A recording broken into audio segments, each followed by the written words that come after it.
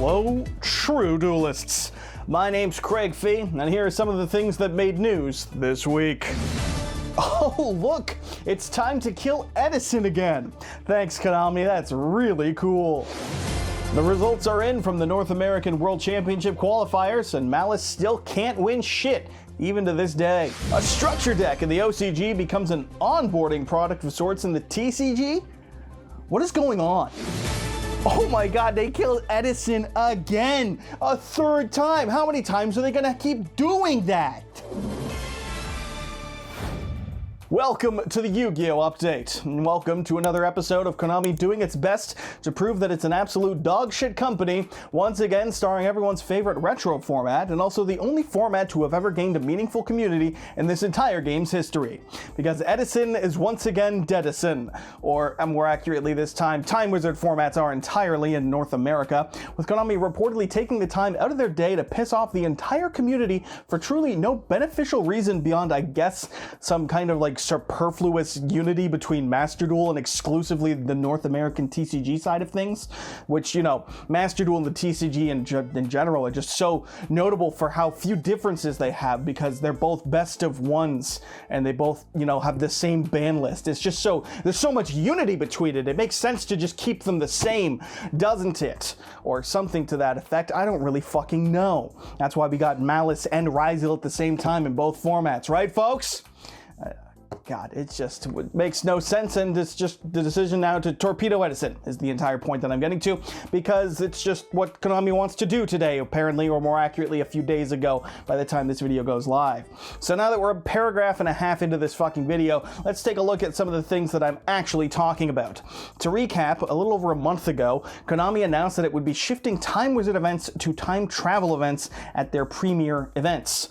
Time Wizard being the largely successful alternate format using the ban list, cards, and rulings from a chosen era, the most popular being April 2010's format known as Edison, but also there's the 2005 GOAT format or the 2014 Hat format that have varying amounts of success and popularity as well. Time Travel, meanwhile, uses the ban list and the cards from that era, but they use the modern erratas of those cards, so things like Goyo Guardian goes from being a staple to complete dog shit. Similar case for things like Brain Control, and you've probably seen videos going over the litany of things that are affected by this change, which, you know, is incredibly bad, but you might be familiar with it from Master Duel, so that's cool, right? Got something to that effect. Notably, when Konami announced that they would be running Time Travel in place of Time Wizard at the NAWCQ that happened last weekend, it was met with immediate backlash and resounding criticism, which was enough for them to roll it back, or at least for that one event. But they said, as I recall, that moving forward this would not be the case. It would be Time Travel as the standard model moving forward, and now that we are forward with the official tournament stores reportedly having received word from Konami that they'll be needing to drop the Time Wizard from now on and have only Time Travel, or else they could face consequences which would presumably lose in them losing official tournament status, official tournament store status, blah blah blah, what is speaking. Now that is in conflict from what I can tell with Konami's actual tournament structure, where they've said that it would only be the case for tier 2 and above events, whereas tier 1 events could presumably continue to use Time Wizard if they chose to. If you aren't familiar with the tiering of events, broadly speaking, something like a regional and an OTS champion are considered tier 2, while YCSs, the nationals that happen in Europe, and the World Championship qualifiers are considered tier 3. Tier 1 is pretty much only your locals, as far as most people are concerned. Like Yu-Gi-Oh! Day tournaments are also tier 1, but that's also at your local, so how much distinction do you care to make? I don't really care for you to tell me, to be perfectly honest. Either way, according to the Konami policy, they said tier 2 plus events are only time travel. So only the big ones where you can prove your worth and play against the most number of people, those are the only ones where you don't get to have fun. But now we've got word from stores saying that they need to go to time travel at locals as well, which is in contrast to that and also incredibly stupid. And that's all I've been able to really find about this in regard to exclusively the facts of this situation. So now we get to watch as I wipe my brow, because good God, summer heat in a suit, let me tell you. And now we get to the impromptu Craig Rant section of this video, which is exclusively about this decision by Konami. Now, I'm not particularly huge into Edison myself, if I'm being perfectly honest. I'm not losing losing out a tremendous amount from having these things ruined, but the community by and large is, and I can recognize that even if it doesn't immediately impact me, it's still a tremendously stupid fucking decision, because what is going on? Why do you need to torpedo time travel like this, or time wizard for time travel like this? Because the last we've heard, this is not the case in Europe. It is North America doing this because they're run by morons, I guess, because Kevin Turret was too busy huffing his own clown gas to have anything run properly there, apparently. It just begs so many fucking questions. If it's not going to be consistent across North America and Europe, why are you going to try and pretend that it's an argument of a favor for a parity between the TCG and Master Duel? It's not even in unity in the goddamn TCG. And like I joked about at the beginning of this segment, they aren't even fucking comparable directly because it's different ban lists, and the existence of things like side decks and best of threes versus best of ones have a tremendous impact on the format. Yes, it's still Yu-Gi-Oh, but it's still very much different flavors of Yu-Gi-Oh by virtue of there being a side deck. And if we're doing this stupid shit to just break apart from Europe for whatever reason, because I don't know, fuck it, we're bored this week, it then begs the further question of what the fuck are we doing reprinting things like Retro Pack? Because Retro Pack was a neat little thing that had some higher end collector's value, if I'm not mistaken, and then we torpedoed that. We fucked over what little of a collector's community this game has, but it was okay because we were getting card appropriate text and versions of cards for Edison and other retro formats. Except now apparently that isn't even the fucking case, and so it begs the question of, well then who is that Retro Pack reprint for? Because if it's not going to be used for Edison and it's just for collectors, you already have a Retro Pack one that has now lost fucking value from the collectors, however few of those even exist that are left, and it's just, you're fucking over everyone. Everyone gets to be pissed at this now. I don't even understand it. And you want to get more confused, what the fuck is Retro Pack 2 getting reprinted for? If Edison's dead, who gives a shit? It's just torpedoing collectors' values, and it's not going to have any fucking form or function for players because the cards aren't legal, because they aren't the right goddamn erratas. Why are you bothering to print them in the first place? But it's okay. You can just look at that Master Duel format that was available for like one weekend, however long ago. It's the MBT tweet, right? About like, yeah, just Google the list of things to format. We haven't published that list in that format anywhere properly. Just Google it. You know what else you could fucking Google? The rules for Edison that have been widely popular and successful in this fucking community. But no, TCG North America decided, fuck it, we're just gonna crank the stupid pills today. We're taking Viagra's for brain dummy. It's getting fully smoothing out the brain operation. I don't even know what the fuck this is. It's just so unbelievably goddamn stupid in regards to a decision, and now you just see more people bitching about this game. And it's like, well, holy fuck, we had something that was like the most successful onboarding thing we had, was a more simplified, slower paced version of the advanced format that's kind of straight up nutter butter right now with Rise the O'Malley shenanigans and common complaints about, you know, only 2 turns and all that jazz. At least Edison, yeah, OTKs existed, but it was much more tame compared to the modern format. And now we can't even work you to get comfortable with Edison before moving you to the advanced format because we're just shooting Edison. We're just fucking kneecapping it for no reason because morons, actual morons, inconceivably stupid morons. Just a terrible way to go about the week, and that's how I've chosen to start this video. So that's it for the Craig rant. I don't know what the fuck else out of the script says. It's just a lot of use of the F word, too much. This bug is pissing me off. Anyways, let's just move on to the next segment, shall we? That next segment being the thing that happened this past weekend. No, it wasn't the really big Edison tournament that siphoned players from the North American World Championship qualifiers Time Wizard format, which notably still did get a sizable number of people attending it, even though they did try to torpedo it beforehand. But I digress. It's the North American World Championship qualifiers. I didn't watch it. I needed to beat Metroid Prime 2 Echoes for the Nintendo GameCube, and it just took the priority. And if you haven't done so yet, just have you heard the boss music for this game?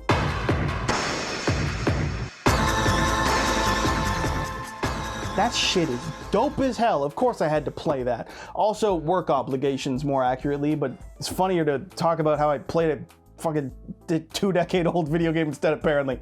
So yeah, I missed it entirely, but I didn't pay loose attention to it enough to know that time is indeed a flat circle. That's because once again we're in a format where all the best players will tell you that one deck in particular truly is the best deck. The combo ceiling simply too high, its potential limitless, it's the best thing you could be playing at this event, and then you watch and it loses to fucking Orcust. That's right, folks, we're not just stuck in 2019, we're stuck in every goddamn year from now on, because I'm sure Orcust will rear its head again and again and again and again. And of course, combo decks will just keep losing to it, apparently, because, yeah, Malice is just super secret Thunder Dragon for the modern age. I don't know. It just turns out that they kept Ryziel from Master Duel just so that Malice could have one format where it could truly be the best to prove those content creators right or something to that effect. Either way, the Malice player lost to the player of choice playing that lovely Orcus Dungeon in the World Finals, who then got up and signed the camera itself, which was pretty funny. Not nearly as funny, however, as Billy Brake losing his shit that he signed the camera, so that was pretty dope. I did like that. I saw that. I gave it the thumbs up. Oh my gosh! Look at this, signing it. He's signing the camera. That's not a good thing to do. Do not do that. That was unfortunate. I don't know why he did that. Good job on you, Willie. And yeah, I don't know what the consequences of that were, but it's there goes the camera lens, I guess. Hopefully it's just a little, you know, dry erase marker. I don't know what I'm talking about. The point is, Malice desperately now hoping to get their own Jesse Cotton to win at least one YCS to be notable in the TCG until it's forgotten entirely or something to that effect. The European World Championship qualifiers is up next. That's happening on the weekend of July 26th, with a Worlds event itself happening a month later at August on the weekend of the 29th. You think that one will also be in a classroom? It happened once like 2 years ago now, I think, and I didn't say pictures of it because I'm a dumbass, but it'd be really funny if it's just some random Parisian classroom is the host of Worlds. I think that would be comedic. They have a dedicated like games center, so it won't be, but it's fun to imagine. That bug is actually just pissing me off. Anyways, last up for this week, the announcement of a new TCG product, that being the legendary 5Ds deck collector set. How fancy.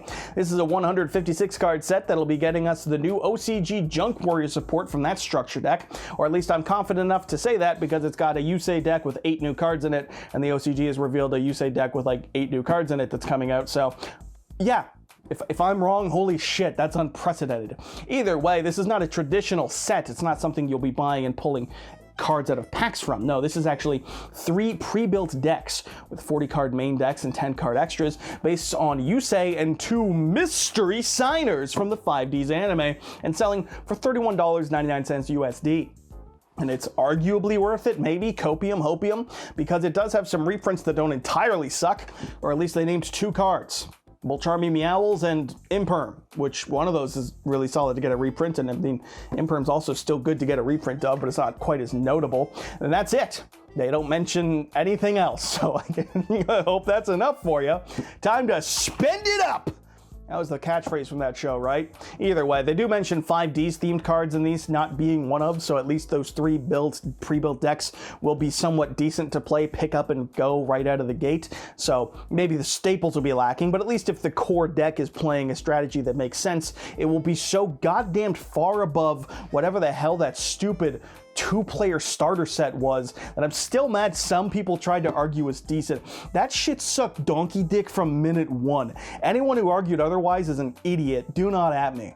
Still, 3 actual player decks, not too terrible, not too shabby, right? Who's it gonna be? You think it's gonna be Blackwing guy? Probably not. Probably. I mean, maybe. Blackwing just get way too much support, but the thing is, the chibi art is getting prints in this. There's going to be 3 chibi cards. They've only one confirmed. It's Stardust Dragon, and then 2 others from the 2 mystery siders. But it's like all this chibi art, or the overwhelming majority of it, is coming from Duel Links, because, or not Duel Links, what was it? It was the Duel Arena, that's it. And the Duel Arena chibis had, you know, Yusei and Stardust, but also Akiza, Black Rose, Jack, and Red Dragon Archfiend, so it's almost guaranteed that you're going to get a Red Dragon Archfiend deck and some kind of Black Rose deck. Not to mention Akiza, Black Rose Dragon is getting cards in the next set that we'll be getting.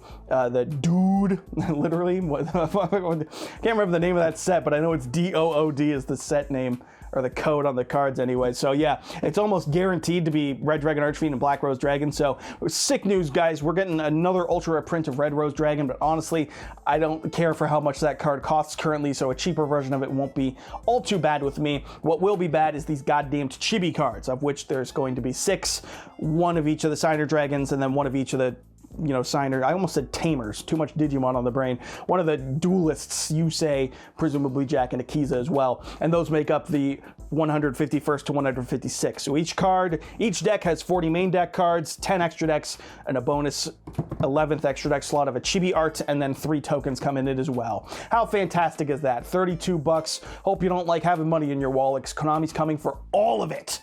This does release on November the 7th of this year, so it's a little bit of a ways off, and it is actually available in the EU so far as I can tell, so Europeans still continuing to exist. We forgot about them for Speed Duel, but we won't forget them for this one, or something to that effect. I don't know. This one felt very factual, not nearly as many quips and need more fucking MCU writing. Yeah, too stank, baby. I don't know what I'm doing anymore. There is actually one other big piece of news though. You remember the card Cute Mermaid? I don't, me neither. The point is, though, somebody found the background for it. That's right. The background of that card is clearly a different picture, and they found the source picture of it. That's it. I don't know. Some people find that shit really interesting.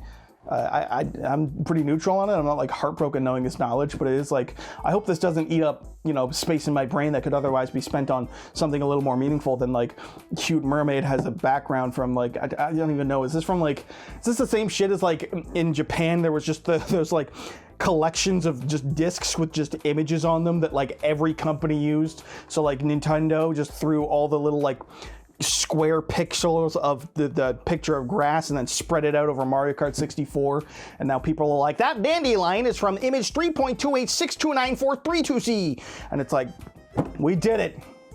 That's right.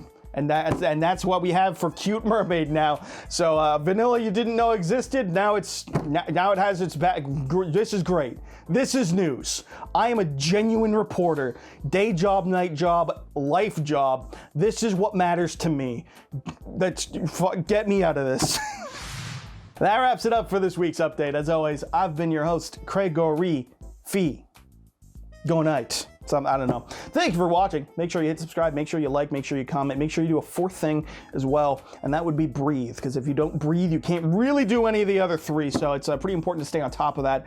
If you can kill the fly in this room, I will personally gift you the right to do anything you want. I'll do it. I'll give you the legal right to do anything you want, but only if you come through that camera and kill this fucking fly, because that's what I'm about to be doing.